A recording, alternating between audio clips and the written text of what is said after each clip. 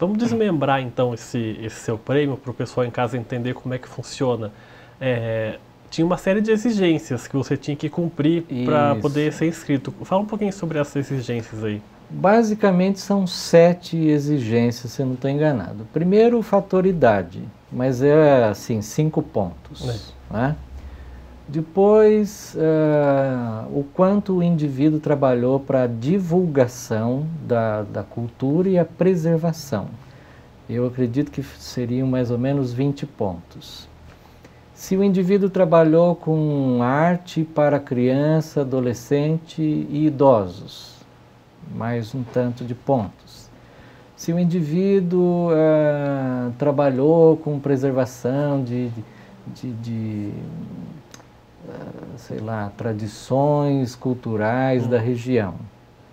Se o indivíduo trabalhou na área da educação, se ele teve alguma ligação com a área da saúde pública. Tem que cumprir essa lista. E aí você, para cada item, você tinha que pegar seus documentos, recorte de jornal e anexar. Para comprovar que Para comprovar que você fez aquilo. Além disso, tinha que escrever a história de profissão então, sua. Um outro item era você escrever, né, se eu não estou enganado, a sugestão que você poderia escrever à mão, né, como uma forma de registro, talvez, né? Contar a sua história. Né, quando começou, o que você fez, por que fez, e aí vai, né? E finalmente você precisava indicar um tema, né, para o seu prêmio. Né? E eu indiquei as Paulistinhas, né? Que são imagens sacras do Vale do Paraíba, do finalzinho do século XVII até o comecinho do século XX. Né? E aí fiz vamos assim dizer, uma tese, né? E deu lá umas 500 folhas de documento. Né? E a sua escolha pelas Paulistinhas, você deu por qual motivo? Por que você escolheu esse tema? Eu, vamos assim dizer, pesquiso, estudo e aprecio esse tipo de imagem desde Santa Branca. Né? Eu percebia que existia nas casas, em algumas casas, um determinado tipo de imagem sacra que não era de beleza acadêmica, mas que que tinha alguma coisa ali de diferente. Né? Quando eu comecei a entrar em contato com o museu aqui, isso lá em 85, 86, eu descobri que aquilo ali tinha um nome, né? Era catalogado como As Paulistinhas. Né? Então esse tipo de imagem tem um nome. Né? E esse nome Paulistinhas, quem deu foram os antiquaristas, né? Porque eram imagens sempre muito pequenas, de uso doméstico, e que só existiram no Vale do Paraíba, em nenhum outro lugar do Brasil. Eram feitas de barro, e ocas, né? Normalmente pintadas com 4 cores, né? Azul, vermelho, branco perolado e preto. Eventualmente um verdinho, eventualmente um pedacinho de folha de ouro. Né? Isso porque na época não tinha muita variação de tinta, era isso? Não tinha muito recurso de tinta, nem de pincel, nem de tecnologia. Né? Então até hoje, por exemplo, é um mistério saber quem fez isso. Né? Porque não eram artistas acadêmicos, né? Talvez elas tenham começado nos mosteiros, né? Há uma ideia de que tenha começado no mosteiro dos beneditinos na região de Mogi ou no mosteiro dos franciscanos em Taubaté, mas não são especulações, né? O fato é que essas imagens existiram, né, em grande quantidade no Vale. O último santeiro que fez esse tipo de imagem foi o dito Pituba de Santa Isabel. E aí sumiu. Não tem mais essas imagens? Não, primeiro porque como elas eram de uso devocional, né, no comecinho do século XX, quando chegaram as primeiras imagens de gesso, muito mais elegantes, aí foram substituindo. Aí foram trocando, né, e aí morreu essa tradição. E hoje em dia não tem mais nenhum lugar onde tem essas paulistinhas preservadas ou... Então, o museu aqui de Jacareí, ele possui o segundo maior acervo de paulistinhas do Brasil. Pouca gente sabe disso, né? A USP detém o primeiro maior acervo. O MAV é considerado como o segundo grande acervo. Talvez o Museu de Arte Sacra de São Paulo seja o terceiro e aí vai, né? Então você fez a tese sobre as paulistinhas, mandou pro Ministério e aí eles te escalaram aí entre os 10 melhores mestres da cultura popular. Isso. E como é que foi para você receber esse prêmio? Porque a gente estava falando um pouquinho antes da entrevista aqui, que foi uma coisa muito fria, né? Que não teve muita divulgação, vocês não chegaram aí a Brasília. Como é que foi isso? Eu acho que foi a premiação mais estranha que eu já tive nessa vida, né? Primeiro porque você é comunicado por e-mail, né? Tudo bem.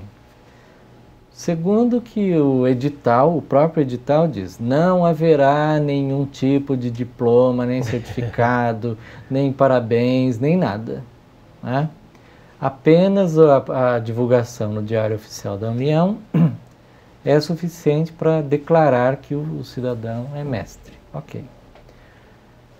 Aí você só tem acesso ao Diário da União via internet, porque você vai comprar esse diário onde? Nem sei se ele é feito fisicamente, né? E aí você fica com aquela sensação de, ok, né? Premiado. Muito obrigado, né? Se você não tem algumas articulações... quer dizer, se ninguém lesse o Diário Oficial, você não ia nem ficar sabendo. Então, se você não é articulado com alguém que divulgue isso para você, você vai guardar aquela felicidade para si, né? Ou então ir sei lá, em algum lugar que tenha isso e andar com o diário, ó, tá vendo, ó, né? Então, não existe, né? Não existe e provavelmente não vai existir nenhuma premiação, nenhum rito, né? Vamos assim dizer. E é muito estranho, né? Porque é um reconhecimento de grande importância. É um reconhecimento nacional. Nacional, né? Não é um prêmio municipal, nem regional, estadual, mas né? E aí você fica assim, né? Com aquela sensação de, né, como diz popularmente, de ué, né? E né, eu suponho que quando o Ministério adotou esse procedimento, ele imaginava que, sei lá, que cada estado fosse juntar os seus mestres, né? Ou que cada município fizesse a sua parte, né? Mas eu não sei se o Ministério não sugeriu isso ou se isso também vai... Por exemplo, aqui em Jacareí, eu sei que a Prefeitura fez uma matéria sobre a sua premiação. As matérias começaram... né, foi aí os jornais da cidade, algumas rádios da região, um outro jornal da região, e a última manifestação foi da própria Câmara, né? 3, 4 vereadores se manifestaram e é isso. Então, quer dizer, esse trabalho todo que você teve de fazer a tese, mandar 500 páginas para lá, esse esforço para você ser reconhecido, precisaria mesmo desse evento ou você mesmo ficou satisfeito com aquilo que você fez, que você não esperava, até quase não se inscreveu? O que significa esse prêmio para você? Olha, eu tenho dito por aí que eu estou aprendendo bastante nessa situação pós-prêmio, né? Como eu disse para você anteriormente, eu não me fiz artista pensando em prêmio, né?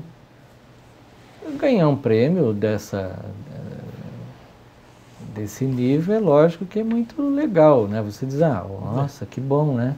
Valeu a pena 35 anos de trabalho, né? Antes de tudo, é um reconhecimento para mim, né? O que vai acontecer daqui para frente, né? Eu suponho, né, que de posse desse título fique mais fácil, por exemplo, abrir portas que até então eu tinha que chamar o bombeiro para abrir, né? Por exemplo, o quê? Ah, sei lá, às vezes você vai concorrer a possibilidades de oficinas, de cursos, né? Então é diferente, você dizer, olha, eu tenho uma certificação do Ministério da Cultura que diz que eu estou apto para isso, além de todos os documentos que eu já tenho, né? Então, ao invés de entrar com todas aquelas certificações de uma vida inteira, você diz, agora eu tenho essa aqui, né? Então, imagino, suponho, né, que isso vai facilitar, né? E voltando a falar um pouquinho sobre as Paulistinhas, você falou que o Museu do Jacareí é o segundo detentor da maior parte desse acervo. Isso. Mas isso não é tão divulgado. E quando a gente fala em artes plásticas, a gente está falando de tudo. Um artesanato, um vaso, uma pintura. Como é que você avalia essa divulgação das artes plásticas no Brasil? E se você, na sua opinião, acha que isso é reconhecido como deveria? Bom, o assunto cultura no Brasil é o último da lista, né? Se ele pudesse ser eliminado da lista dos brasileiros, ele seria tranquilamente eliminado, né? Dentro do assunto cultura, que já é o último dos últimos, tem aí as artes variadas, né? Por exemplo, o teatro, dentro da arte, ele é o mais reconhecido, né? Teatro, cinema, música, literatura, né? E aí você vai descendo a escadaria do último, né? Porque não bastasse ser o último, ainda tem a escadaria que desce até o fundo do poço, né? E obviamente que a cultura, ela não é reconhecida, não é tratada com respeito, né? E quanto mais essa cultura vai para a área da cultura popular, muito menos ainda, né? Dentro da cultura popular você tem, como você disse, o artesanato, as festas populares, Moçambique, Congada, etc., né?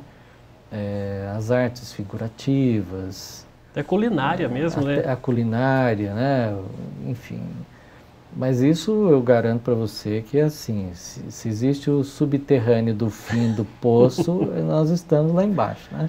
Então esse prêmio que eu recebi também, ele, além de tudo, ele está numa categoria de culturas populares, que são importantes para a identificação de um povo, mas que mesmo estando entre os eruditos e os populares, os eruditos com certeza ainda vão ser mais reconhecidos, né?